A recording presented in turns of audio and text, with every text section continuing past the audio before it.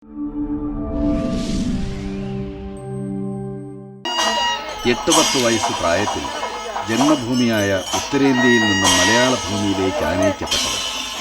പിന്നെ തിരുവിതാംകൂർ ദേവസ്വം ബോർഡിൻ്റെ സ്വന്തം എന്ന നിലയിൽ വൈക്കം ക്ഷേത്രത്തിലെത്തിയത്. രാജാവ് കയ്യിലിരിപ്പ് ദോഷം കൊണ്ട് മന്ത്രിയാവുകയും പിന്നെ കൂലിപ്പടയാളിയായി തീരുകയും ചെയ്തു എന്ന് പറഞ്ഞതുപോലെ നമ്മുടെ ഭാഷയിലും ദൃഷ്ടിയിലും കയ്യിലിരിപ്പിൻ്റെ ഗുണം കൊണ്ട് ദേവസ്വം ബോർഡിൽ നിന്ന് പുറത്താക്കപ്പെടും. പിന്നെ മരക്കൂട്ടുകളിലെ അജ്ഞാതവാസം, അനേകം ഉടമകളുടെ തട്ടിക്കളിക്കൽ, പിന്നെ കഴിഞ്ഞ 7-8 വർഷമായി പേരിലേക്കും പ്രശസ്തിയിലേക്കുമുള്ള അവൻ്റെ വീണ്ടെടുപ്പ് അഥവാ കുതിച്ചുകയറ്റം. ഇതിൻ്റെയൊക്കെ ആകെ തുകയാണ് എഴുത്തച്ഛൻ ശങ്കരനാരായണൻ എന്ന യുവരാജൻ്റെ ജീവിതം. ഇത്തിരി പ്രായത്തിനുള്ളിൽ ഒത്തിരി ജന്മങ്ങളുടെ അനുഭവവും ആർജവവും അതൊരു പക്ഷേ ശങ്കരനാരായണൻ്റെ മാത്രം പ്രത്യേകതയായിരിക്കാം.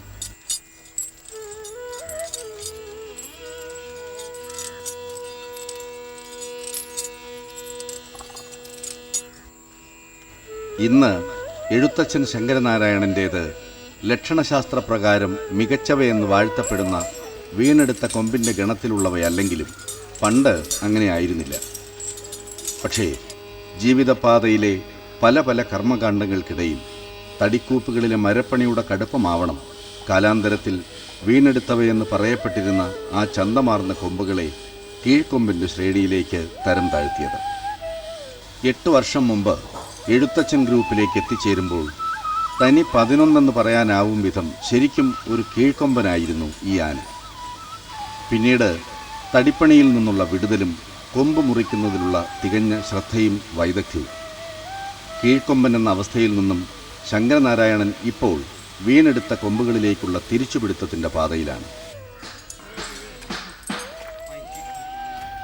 അതെ, കഠിനമായ മരപ്പണി ആനകളുടെ കൊമ്പിൻ്റെ ഭംഗിയും രൂപവും വരെ മാറ്റിക്കളയാമെന്നതിനും ശ്രദ്ധിച്ചാൽ കൊമ്പുകൾ വീണ്ടും പൂർവാവസ്ഥയിലേക്ക് മാറ്റിയെടുക്കാൻ കഴിയുമെന്നതിനും ഏറ്റവും നല്ല ഉദാഹരണമാണ് എഴുത്തച്ഛൻ ശങ്കരനാരായണൻ.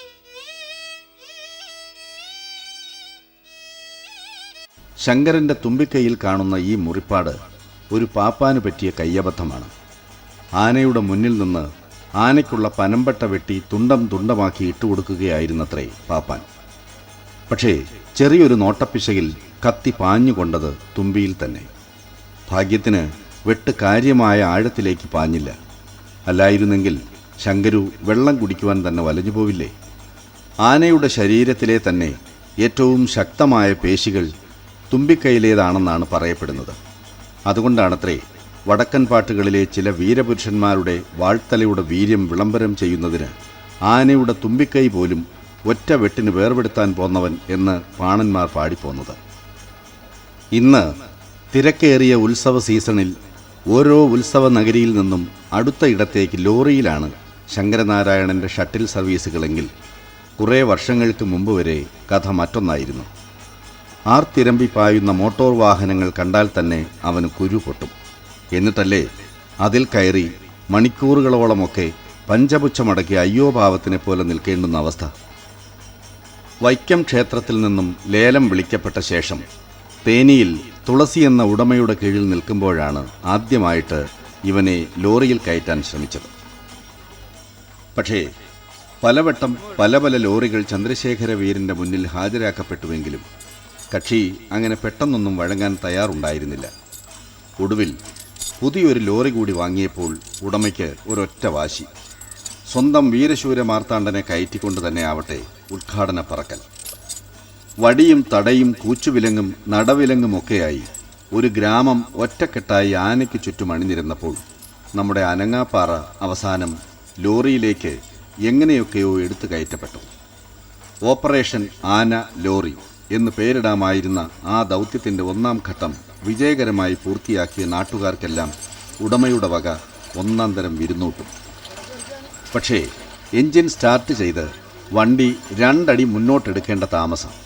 ചന്ദ്രശേഖരനെന്നും ശങ്കരനാരായണനെന്നുമൊക്കെ പല പേരുകളിൽ ആനപ്രേമികൾ വണങ്ങുന്ന ഉഗ്രസ്വരൂപൻ്റെ കിരാത വേഷത്തിന് അന്ന് ആ ഗ്രാമം മുഴുവൻ സാക്ഷിയായി. നാടിനെ മുഴുവൻ ഞെട്ടിവിറപ്പിച്ച ചിഹ്നം വിളിയോടെ തുള്ളി ഉറഞ്ഞ തെൻപാണ്ടി ചിങ്കം നിമിഷ നേരം കൊണ്ട് ചവിട്ടിയും ഇടിച്ചും കുത്തിയുമൊക്കെ പുതുപുത്തൻ ലോറി പപ്പടം പൊടിക്കും പോലെ പൊടിച്ചു കളഞ്ഞു. എഴുത്തച്ഛൻ ഗ്രൂപ്പിലെത്തിയ ശേഷമാണ് ലോറി വിരോധത്തിനും അയവ് വരുന്നത്. ആനയുടെ പിറകുവശത്ത് ലോറി കൊണ്ട് നിർത്തിയ ശേഷം ആനയെ പിന്നോട്ട് നടത്തിയാണ് ആദ്യമായി അവനെ ലോറിയിൽ കയറ്റിയത്. ഇപ്പോൾ എവിടെയായാലും ഉത്സവം കഴിയേണ്ട താമസം. തീറ്റയും വെള്ളവും കിട്ടുന്നതിന് മുമ്പേ ശങ്കരനാരായണൻ ചുറ്റുവട്ടം മുഴുവൻ കണ്ണോടിക്കും. തനിക്കുള്ള ലോറി തയ്യാറല്ലേ എന്നുറപ്പാക്കാൻ.